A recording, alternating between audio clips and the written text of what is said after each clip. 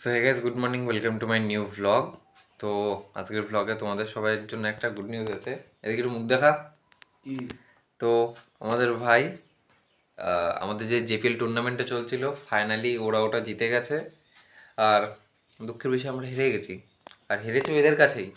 এত বাজে খেললো, বিশেষ করে এই প্লেয়ারটা, তাও এরা জিতে গেছে। কারণ কি, টিমের জন্য। দেখি মুখটা, তাই তো। তো যাই হোক, আমার ইউটিউব চ্যানেলটা এই কয়দিন ধরে তোমাদের সাসপেন্ড করে দিয়েছিল, বিকজ আমি নিজেও কারণটা জানি না এখনও।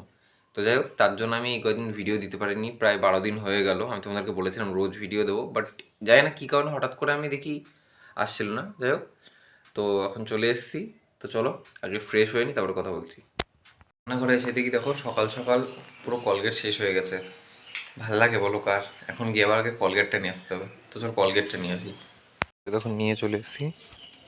আমাদের হচ্ছে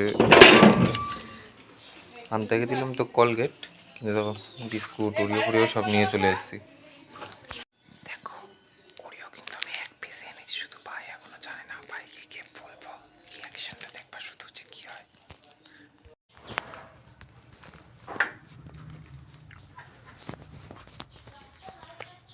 ওরিও এক পিসই এনেছি।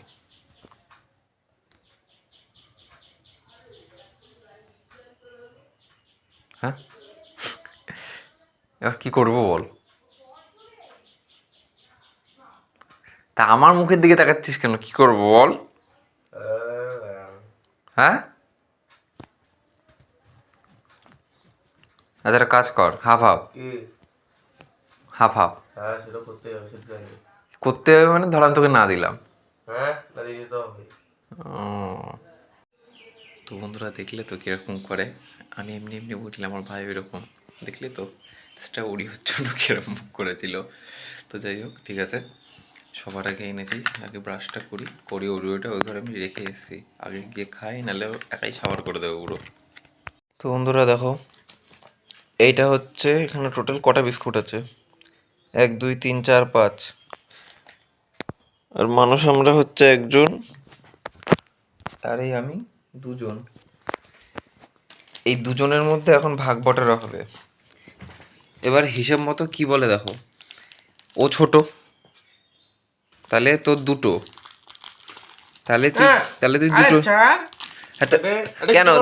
না না না, ঠিক আছে ঠিক আছে ঠিক আছে। হাফ কর। হ্যাঁ, ভাগ কর এটা। কোনটা? এটা ভাগ করব? হ্যাঁ। কেন? আরে কর না। না কেন বল? তুই খাবো। তুই ছোট, তুই দুটো খা, আমি 3টে খাই। দে দে দে। আচ্ছা,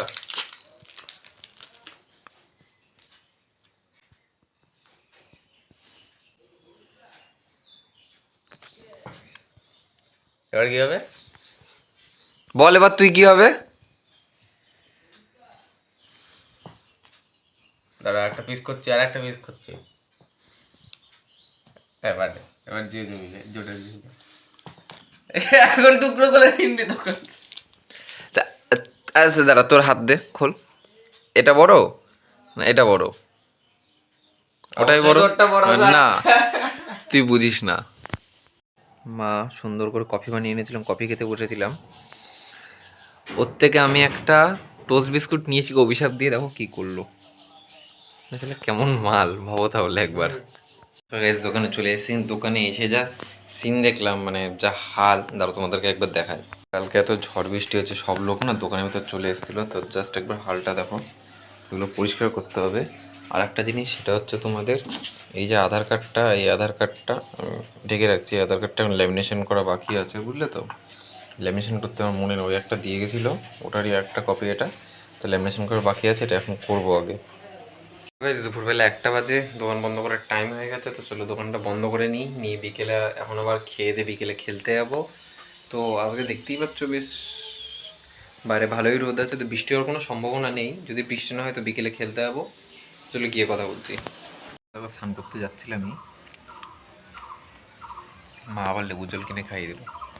মা কোনো কোনো সময় খাইয়ে দেয়, 90% টাইম আমিই খাওয়াই। যাই হোক, সেটা তো কোনো কথা না। এখন যদি এই কথাটা মাকে বলি, মা বলবে যে হ্যাঁ তুই সবসময় খাওয়াস। যাই হোক, চলো এখন লেবু জলটা খেয়ে স্নান টান করে নিয়ে তারপরে বিকেলে খেলতে যাবো, ওখানে গিয়ে কথা বলছি।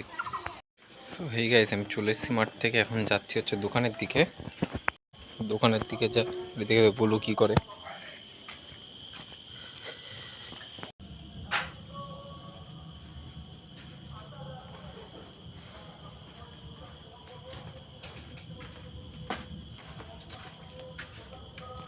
দেখো বন্ধুরা, বাইরের কি অবস্থা। প্রতিদিন সন্ধেবেলা এরকম বৃষ্টি শুরু হয়েছে।